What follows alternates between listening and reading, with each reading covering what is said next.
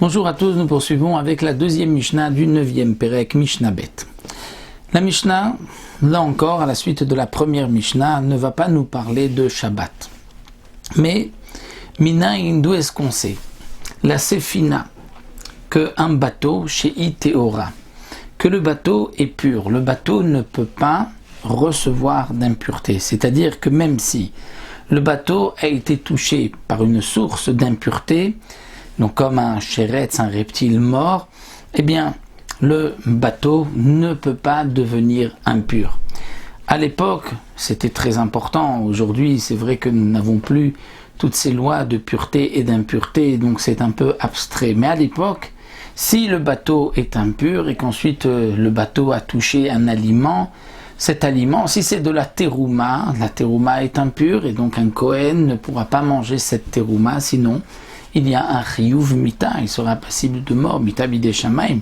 Donc il fallait bien faire attention, savoir ce qui est impur, ce qui ne l'est pas, ce qui communique une impureté. Et donc c'est ce que la Mishnah vient nous enseigner ici. Le bateau, minem sfina shiuteora, le bateau est pur. Le bateau ne peut pas devenir impur. Chez Neymar, comme c'est marqué dans le pasuk, derer onia beleviam, le chemin de onia d'un bateau, beleviam, dans la mer, dans le cœur de la mer. Et donc, beleviam, donc dans la mer, pourquoi le pasuk vient nous dire dans la mer? Qu'est-ce que cela vient nous apprendre? Est-ce qu'on ne sait pas que le bateau se trouve dans la mer? C'est pour nous enseigner que le bateau a le même statut que la mer. De la même manière que la mer ne peut pas devenir impure, eh bien le bateau aussi ne peut pas devenir impur. Un reptile mort qui touche la mer ne va pas rendre impur toutes les eaux de la mer. Eh bien de même aussi, le bateau ne deviendra pas impur. Et même si ce bateau est un bateau en kheres, c'est-à-dire en terre cuite, et que même si il a été posé d'abord il a été en terre sèche et qu'on a chargé le bateau et qu'ensuite on a fait descendre ce bateau dans la mer, il n'y a pas non plus d'impureté, étant donné que le bateau, d'une manière générale, on l'apprend de ce pasouk, n'a pas donc de possibilité de devenir impur au contact d'une source d'impureté. Ça c'est donc le premier din de notre Mishnah. Le deuxième din de notre Mishnah qui est un peu plus compliqué, puisque là, cela va nous faire appel à aussi des Mishnayot dans Masechet Kilaim qui ne sont pas simples, parce que nous avons l'interdiction de planter plusieurs légumes, plusieurs graines de céréales dans l'un à côté de l'autre lorsqu'ils ne sont pas suffisamment éloignés. Alors nous allons voir ce que nous dit ici la Mishnah. Minaïm, d'où est-ce qu'on sait? La haruga shishisha al shatfarim. La haruga, c'est donc une rangée, ou on va dire plutôt ici un carré. Un carré de shisha al shatfarim, de sitfachim sur sitfachim. Un carré de sitfachim sur sitfachim, donc à peu près 60 cm sur 60 cm. Et dans ce carré, dans un jardin, on pourrait semer, planter différentes graines, différentes, on va dire des légumes, puisque dans les légumes, il y a une interdiction aussi de kilaïm, de mélange. Eh bien, la Mishnah nous dit, si nous avons 60 cm, donc on va rester dans les tfachim, 6 tfachim sur 6 tfachim, un carré donc de 6 tfachim sur 6 tfachim, on pourra semer, planter à l'intérieur 5 légumes différents. D'où est-ce qu'on sait? Chez Zorim, Betorah, Chamisha, Zerolim, qu'on peut semer, planter à l'intérieur 5 légumes, 5 graines de légumes différentes. On va l'apprendre du pasouk, mais tout d'abord, savoir comment va-t-on placer ces légumes pour qu'ils ne soient pas kilaim, qu'ils ne soient pas mélangés les uns avec les autres. Alors le Barthénora va nous expliquer cette ligne importante de la Mishnah qui va nous dire Arba barba uchot paruga vechad bemtsa. Voici comment on va planter 4 sortes de légumes dans les 4 côtés et un légume au milieu.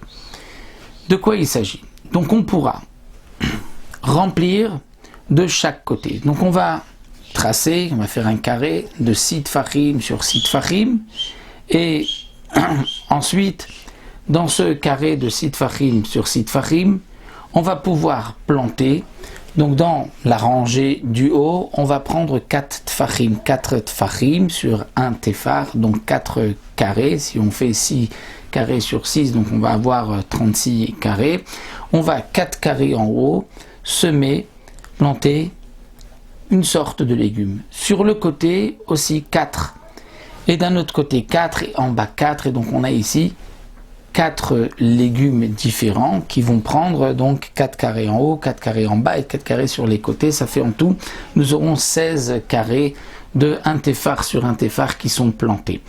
Mais nous allons laisser vides les coins. Pourquoi? Pour ne pas qu'il y ait un mélange entre les légumes. Donc si les coins sont vides, c'est vrai que les légumes vont se toucher, mais vont se toucher en diagonale, c'est-à-dire ils ne vont pas être l'un à côté de l'autre, mais une rangée se termine avec, en angle avec la rangée du haut. Et ça, ce n'est pas interdit. Pourquoi? Parce qu'il n'y a pas de mélange. Au milieu, on pourra planter un seul légume, parce que, étant donné que nous avons besoin d'éloigner un légume de l'autre, il faut l'éloigner afin que les légumes ne puissent pas puiser de la terre du même endroit. Et les Chachamim ont évalué qu'un légume puise dans un rayon autour de lui de 1 tefar et demi. Donc il faut que le légume soit éloigné, 1 tefar et demi d'un côté, 1 tefar et demi de l'autre côté. Donc il faut qu'il y ait 3 tfachim entre une rangée de légumes et les légumes du milieu. Donc entre la rangée sur le côté et l'autre rangée et le légume du milieu, il faut qu'il y ait 3 tfachim de chaque côté afin que le légume du milieu puise ses forces dans la terre, mais ce qu'il prend de la terre, que ce ne soit pas avec les légumes d'à côté. Alors c'est vrai que dans les coins, nous avons en diagonale, ils vont se toucher, mais ça ne nous dérange pas, parce que, comme le précise le Barthénora, si nous avions un mur, et que d'un côté du mur, on avait planté une sorte de légumes, et de l'autre côté, une autre sorte, ça ne nous dérange pas, bien qu'en dessous, les légumes vont puiser du même endroit de la terre, mais ils ne sont pas mélangés, étant donné qu'il y a un mur entre les deux. Lorsqu'il n'y a pas de mur, c'est là qu'il faut les espacer, et donc les espacer de 1 tefar et demi de chaque côté, donc 3 tefars d'un côté, 3 tefars de l'autre, et donc on pourra semer au milieu. Donc c'est pour cela que le Tana nous dit, nous avons 6 tefachim sur 6 tefachim, on fait une rangée, donc en haut une rangée, en bas une rangée sur les deux de chaque côté, et un légume au milieu, et ça on l'apprend du pasuk Shenemar, qui ka'aret totsit simcha, Oregana zero atatzmiar, dire comme la terre va faire sortir simcha ce qu'elle fait pousser, Oregana est comme un jardin, zéro et atatzmiar, zéro et un, c'est-à-dire ce que les graines qu'on va semer, Tatzmiar va les faire pousser. Zar'a, l'onemar, et la zerouéa. Ce n'est pas marqué Zar'a, et la zerouéa au pluriel. Et donc de là, on va apprendre.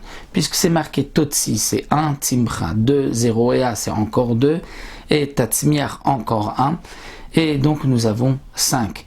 Et donc si nous avons 5 sortes différentes que l'on peut semer, c'est ce que nous apprenons du Passouk, les Chachamim ont évalué que ça ne peut se trouver que lorsque nous avons un carré de 6 tfachim sur 6 tfachim. Donc voici l'explication de cette Mishnah. Et on se retrouvera, Bezrat Hashem, pour une nouvelle Mishnah qui n'est toujours pas non plus au début de Shabbat, mais ensuite on reviendra avec des halachot de Shabbat.